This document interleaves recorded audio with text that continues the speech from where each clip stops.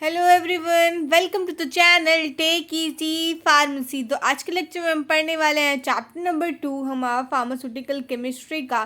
Chapter का name है volumetric and gravimetric analysis.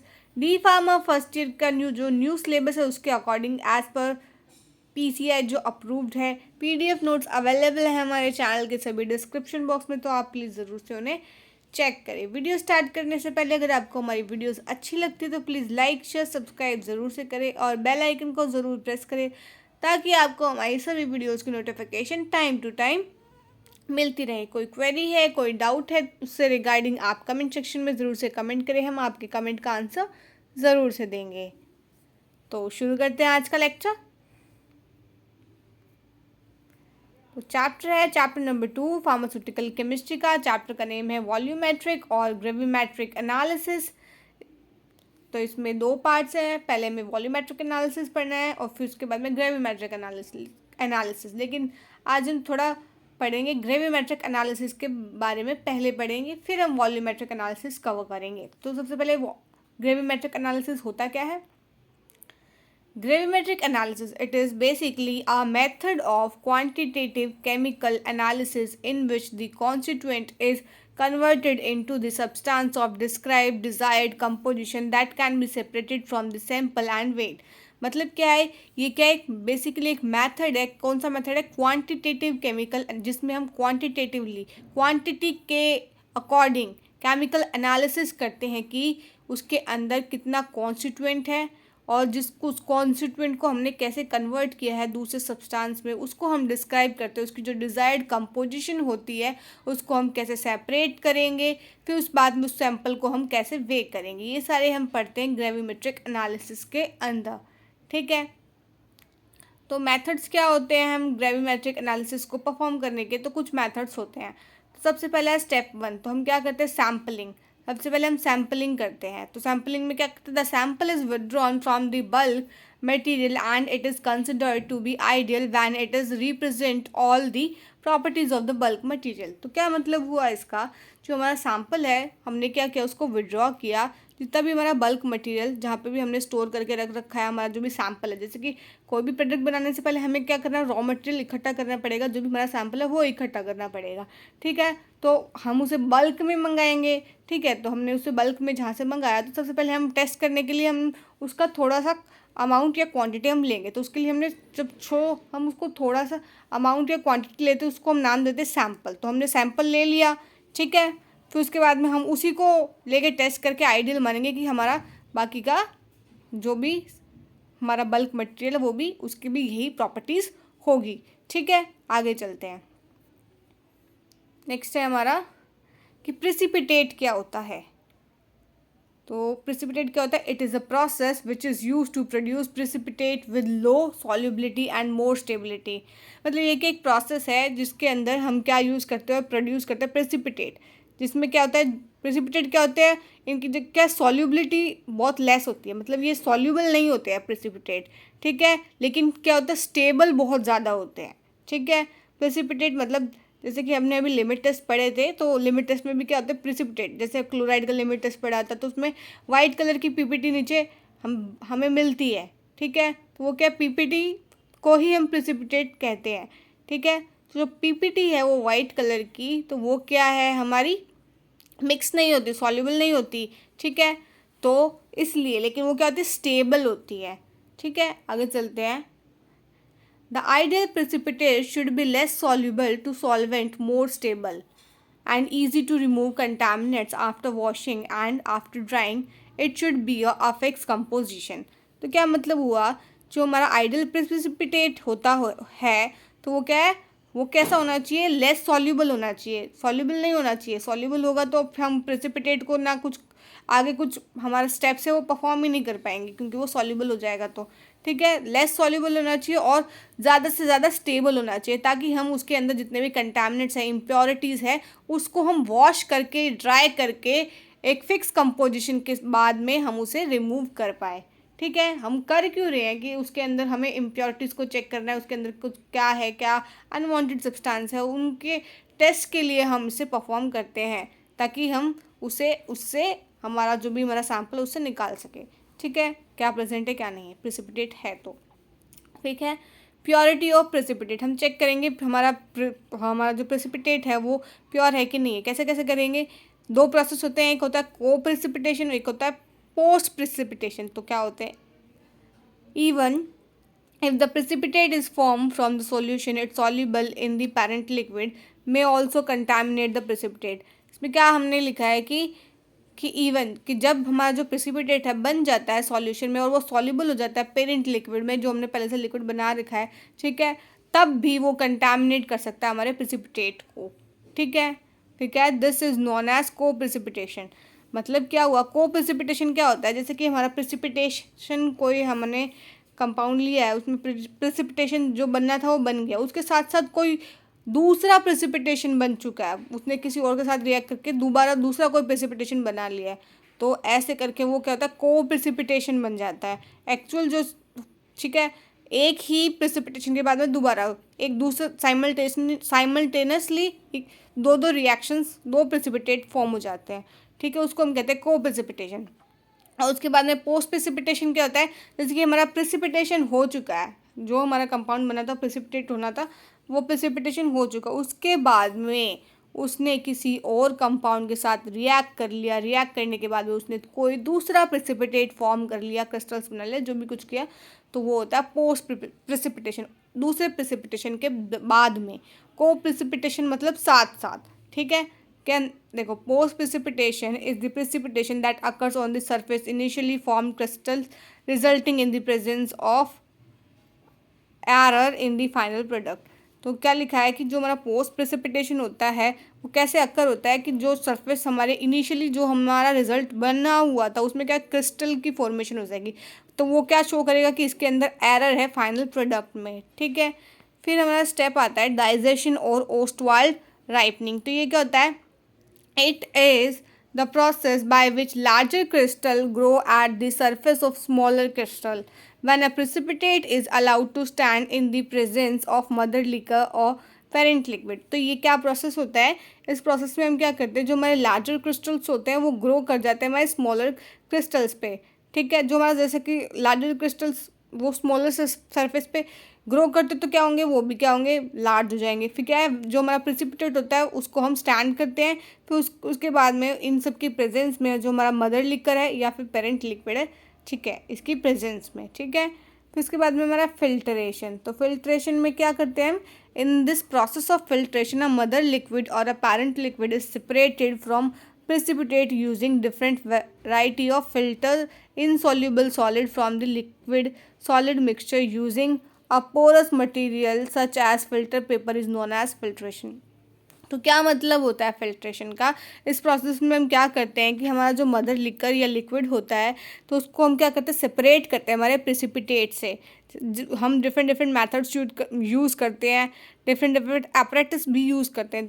ठीक है, उसको हम फिल्टर करने के लिए तो हम क्या करते हैं कि जो भी उसके अंदर इनसॉल्युबल सॉलिड है, लिक्विड के अंदर जो सॉलिड मिक्सचर है, तो हम क्या करेंगे, पोरस मटेरियल जैसे कि हमारा फिल्टर पेपर होता है उसको लेके क्या कर लेंगे, फिल्टर कर देंगे। ठीक है, तो फिर क्या होगा, जो सॉलिड रेजिड्यू होगा वो तो हमारा प्रेजेंट होगा हमारे फिल्टर पेपर के ऊपर, ठीक है, और जो हमारा एक्चुअल होगा वो नीचे प्रेजेंट होगा, जिसको हम कहते हैं फिल्टरेट। ठीक है, फिर क्या, आफ्टर, एक मिनट,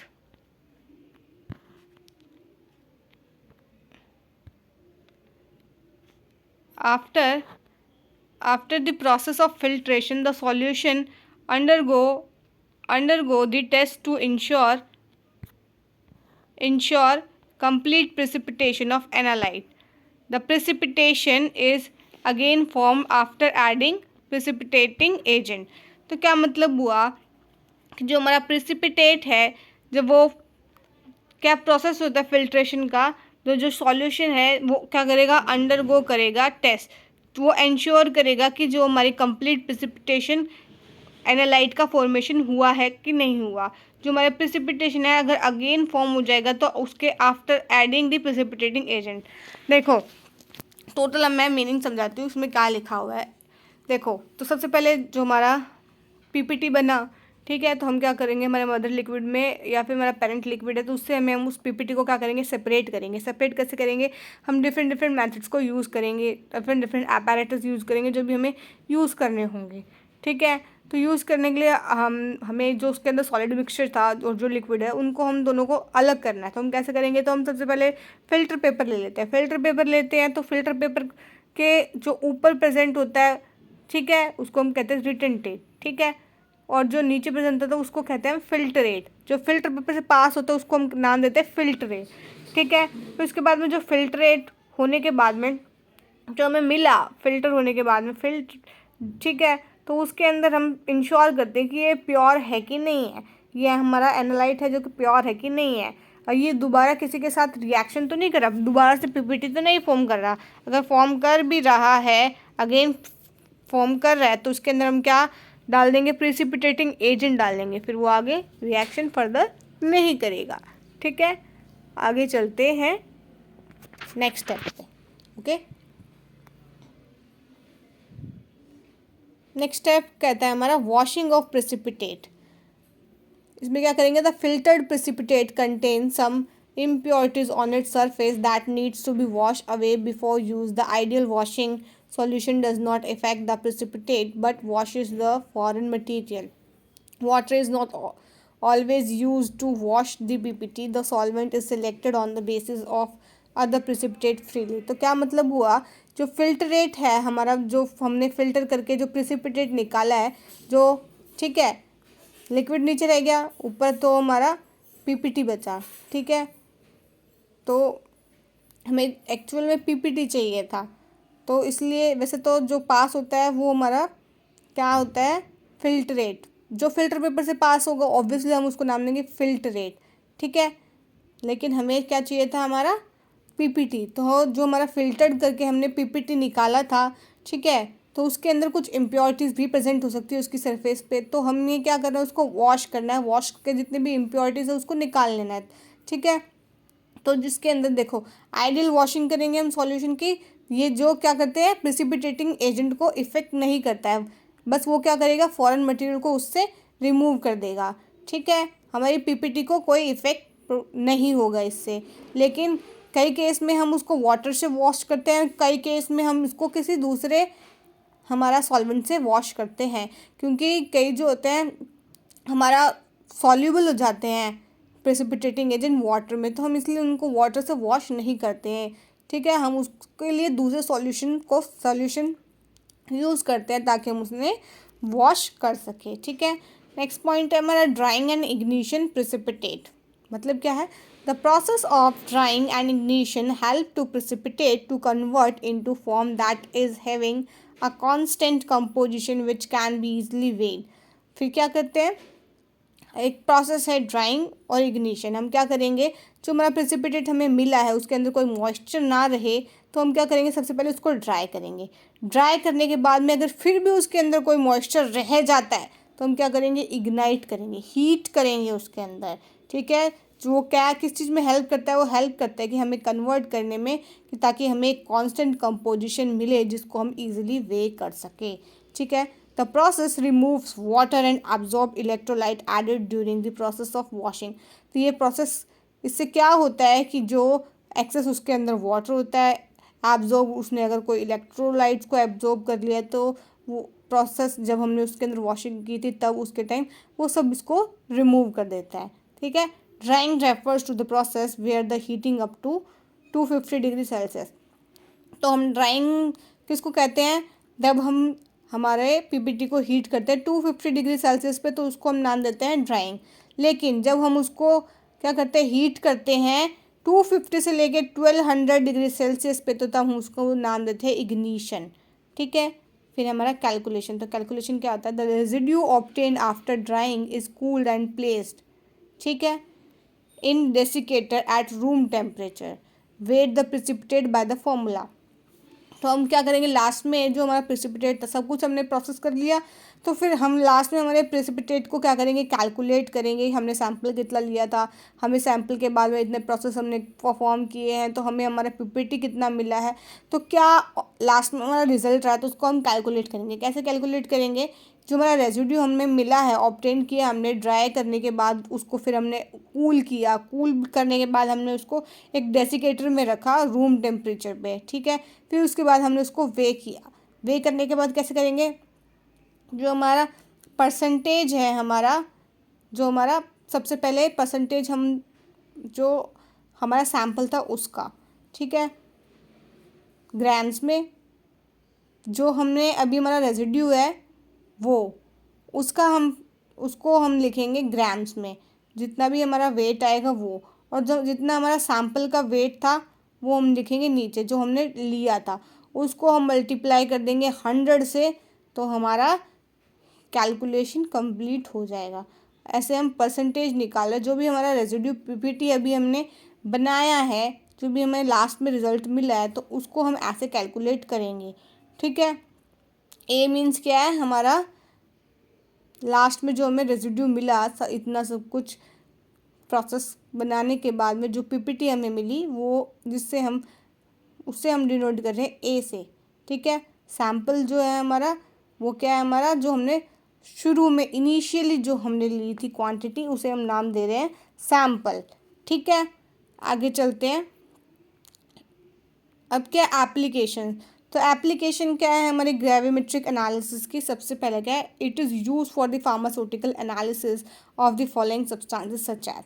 तो हम इसको कैसे क्यों यूज़ करते हैं, हम यूज़ करते हैं इसको हम फार्मास्यूटिकल एनालिसिस करने के लिए कुछ सब्सटेंसेस की, जैसे कि लेड एज क्रोमेट, कि लेड के अंदर क्रोमेट कितना है, उसको एनालिसिस करने के लिए हम यूज़ करते हैं ग्रेविमेट्रिक एनालिसिस। निकल एज डाईमिथाइल ग्लाइऑक्सीमेट, मतलब निकल के जैसे जो हमारा निकल है, जो डाईमिथाइल ऑक्सीमेट है उसके अंदर कितना प्रेजेंट है, ठीक है। तो फिर उसके बाद में to determine inorganic anion and cation, हम डिटरमाइन कर सके इनऑर्गेनिक अनायंस और कटायंस को, ठीक है। Determination of sulphur oxide, carbon dioxide and iodine, determine कर सके हमारे sulphur dioxide, carbon dioxide and iodine, हम इनके सबके स्टडी कर सके, कितना क्या कंपोजिशन है, कैसा क्या इनके अंदर इम्प्योरिटीज प्रेजेंट है। ये सब हम करने के लिए हम किस मेथड को यूज़ करते हैं, ग्रेविमेट्रिक एनालिसिस को, ठीक है। It is use to calibrate other instrument because this technique can easily provide precise and widely correct data. मतलब क्या हुआ, इसको हम यूज़ करते हैं कैलिब्रेट, मतलब कैलकुलेशन में भी और हमारे इंस्ट्रूमेंट्स में, ठीक है, ताकि क्योंकि ये जो टेक्निक है वो क्या करती है, इजीली हमें प्रोवाइड करती है प्रिसाइज और या फिर widely correct data. Precise, precision, accuracy, ये सब हमने फर्स्ट चैप्टर में कंप्लीट कर लिया है, आप वहाँ से देख सकते हैं। प्रिसाइज अच्छे से एक्सप्लेन किया हमने चैप्टर नंबर 1 में, कि प्रिसीशन क्या होता है, एक्यूरेसी क्या होता है, एग्जाम्पल्स के साथ हमने सब एक्सप्लेन किया है, ठीक है। तो आज का लेक्चर यहीं पे एंड करते हैं, नेक्स्ट लेक्चर में हम आगे कंटिन्यू करेंगे। आई होप आपको आज का लेक्चर समझ में आया होगा। वीडियो अच्छी लगी तो प्लीज़ लाइक शेयर सब्सक्राइब ज़रूर से करें एंड बेल आइकन को ज़रूर प्रेस करें, ताकि आपको सभी वीडियोज़ की नोटिफिकेशन टाइम टू टाइम मिलती रहे। नोट्स अवेलेबल हैं हमारे चैनल पे, उनके लिंक्स उनके डिस्क्रिप्शन बॉक्स में अवेलेबल हैं, प्लीज़ ज़रूर से चेक करें। कोई क्वेरी है, कोई डाउट है तो प्लीज़ आप ज़रूर से कमेंट सेक्शन में कमेंट करें, हम आपके कमेंट का आंसर ज़रूर से देंगे। And thanks for watching and